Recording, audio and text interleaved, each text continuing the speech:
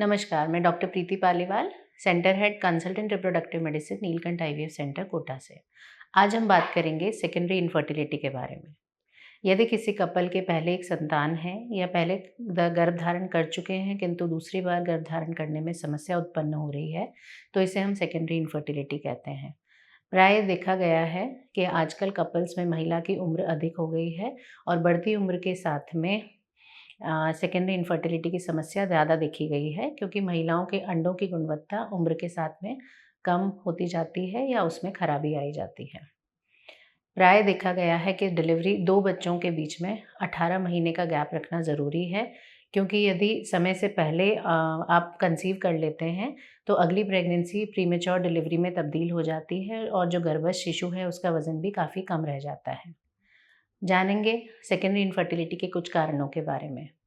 Pelvic inflammatory disease या tuberculosis एक तरह का इन्फेक्शन है जो सेकेंडरी इनफर्टिलिटी को जन्म दे सकता है। जिन महिलाओं में पहले गर्भधारण हुआ है किंतु डीएनसी हो चुकी है, ऐसे में महिलाओं की एंडोमेट्रियम की यानी यूट्रस की अंदरूनी परत जो है उसमें खराबी आ जाती है, जिसकी वजह से वह दूसरी बार कंसीव नहीं कर पाती हैं।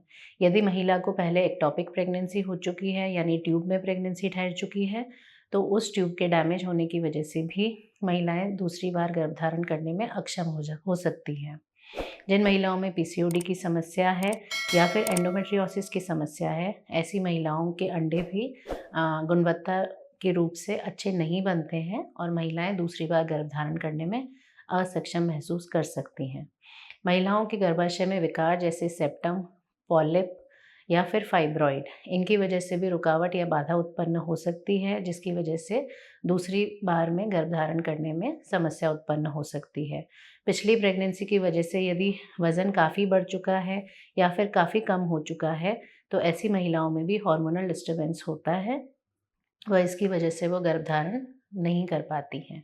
यदि पुरुष के शुक्राणुओं की गुणवत्ता में कमी आ गई है, जो कि प्राय स्ट्रेस की वजह से या फिर अनियमित जीवन शैली की वजह से तंबाकू, शराब, अल्कोहल इन सब के सेवन से हो सकती है। इसकी वजह से भी इसका भी एक कारण सेकेंडरी इनफर्टिलिटी हो सकती है। अब हम जानेंगे सेकेंडरी इनफर्टिलिटी के इलाज के बारे में। यदि आपकी जीवन शैली अनियमित है, शारीरिक व मानसिक स्ट्रेस ज़्यादा है, तो आप अपनी जीवन शैली को नियमित करें। अपने शारीरिक व मानसिक स्वास्थ्य पे थोड़ा ध्यान दें। अपना खाना स्वादिष्ट व पौष्टिक रखें। पर्याप्त मात्रा में नींद लें। अपने आप को हाइड्रेटेड रखें।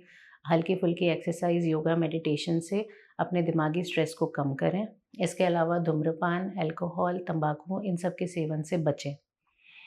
इंट्रायूट्राइन इंसेमिनेशन एक ऐसी पद्धति है जिसमें महिलाओं के अंडे बनाने के लिए हार्मोन्स के इंजेक्शन व दवाइयाँ दी जाती है व अंडा परिपक्व होने पर ट्रिगर इंजेक्शन दिया जाता है, जिसके 24 से 36 घंटे के अंदर हम पुरुष के वीर्य से शुक्राणु लेके महिला के गर्भाशय में स्थानांतरित करते हैं।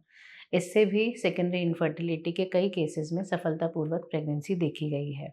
जिन महिलाओं की उम्र कम है, उनमें हार्मोनल दवाइयाँ व इंजेक्शन देकर फर्टिलिटी विंडो समझाकर भी हम उनको नेचुरली कंसीव करने की सलाह दे सकते हैं। जिन महिलाओं में बार-बार आईयूआई भी फेल हो चुका है, उनमें हम एक इनफर्टिलिटी की सफलतम तकनीक आईवीएफ के बारे में सलाह दे सकते हैं, जिसमें महिला के अंडे व पुरुष के शुक्राणु लेकर लैब में फर्टिलाइज़ करके भ्रूण बनाए जाते हैं व यह भ्रूण हम गर्भाशय में स्थानांतरित करते हैं, जिससे सफलतापूर्वक प्रेगनेंसी प्राप्त की जा सकती है। जिन महिलाओं के गर्भाशय में विकार है जैसे सेप्टम, पॉलिप, फाइब्रॉइड, उन्हें हम हिस्ट्रोस्कोपी या लैप्रोस्कोपी के माध्यम से हटा सकते हैं, जिससे वह आगे गर्भधारण करने में उनको सफलता मिल सके।